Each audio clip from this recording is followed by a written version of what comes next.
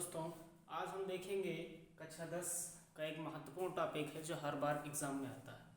तो दोस्तों देखते हैं, ये बहुत ही इम्पोर्टेंट है। कह रहा है सिद्ध कीजिए, क्या कह रहा है? सिद्ध कीजिए कि अंडर रूट 2 एक अपरिमेय संख्या है। ये हर बार एग्जाम में दोस्तों पूछा गया है।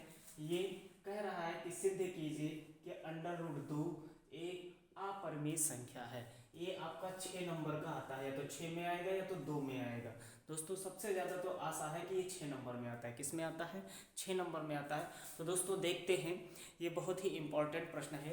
ये 2023 में आया है और ये हो सकता है 2024 में आ जाए। तो दोस्तों बहुत ही इम्पोर्टेंट है, देखिएगा। बहुत ही सरल भाषा में हमने आपको बताया है।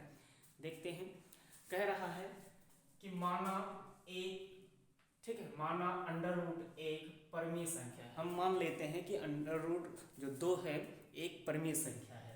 फिर अतः इसे हम p बटे क्यू के रूप में लिख सकते हैं। जब परिमेय संख्या है तो उसे हम p बटे क्यू के रूप में लिख सकते हैं।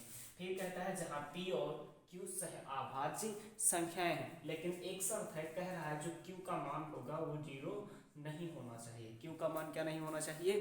0 नहीं होना चाहिए। q does not equal to 0। फिर जब अब अंडर रूट जो 2 है वो बराबर है किसके? p और q के। फिर दोनों पक्षों का वर्ग करते हैं, यानी इसका और इसका वर्ग कर देंगे। क्या कर देंगे? वर्ग कर देंगे। तो वर्ग करने पर ये आएगा अंडर रूट 2 का, यानी स्क्वायर हो जाएगा, बराबर में p का स्क्वायर और q का स्क्वायर, यानी इसका होल स्क्वायर हो जाएगा। क्या हो जाएगा? इसका होल स्क्वायर। अब देखिएगा ये स्क्वायर से अंडर रूट कट जाएगा, तो यहाँ पे 2 आएगा और ये वाला जो स्क्वायर है इसका p का स्क्वायर हो जाएगा और किसका स्क्वायर हो जाएगा? q का स्क्वायर हो जाएगा। इसको लिख सकते हैं, इसको यहाँ गुणा कर दिए। जब गुणा करेंगे तो हो जाएगा 2q स्क्वायर। क्या हो जाएगा? 2q स्क्वायर बराबर में क्या हो जाएगा? p स्क्वायर हो जाएगा। समीकरण इसको हम 1 मान ले रहे हैं। जब हम इसको लिख सकते हैं, जो 2 है वो p स्क्वायर को विभाजित करता है। क्या करता है? जो 2 है वो p स्क्वायर को विभाजित करता है। इसी तरीके से लिखेंगे, जब 2 है ये 2 जो है ये p स्क्वायर को विभाजित करेगा। ठीक है, तो हम लिख सकते हैं कि 2 जो है वो p को भी क्या करेगा? विभाजित करता है। अतः मान लिया, दोबारा मानते हैं, p बराबर 2r किसी धनात्मक पूर्णांक के लिए।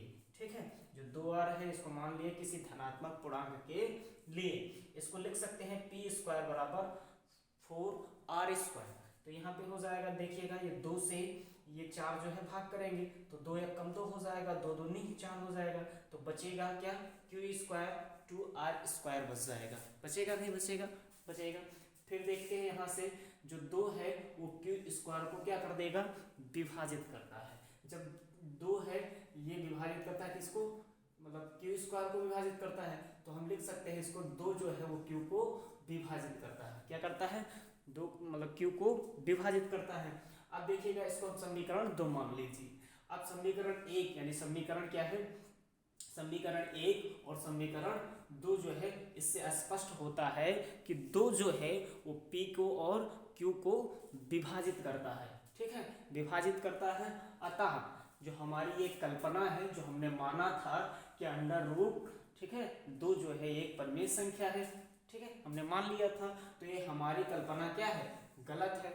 इसलिए हम कह सकते हैं कि जो अंडर रूट, ठीक है, इसलिए कह सकते हैं जो अंडर रूट 2 जो है एक अपरिमेय है।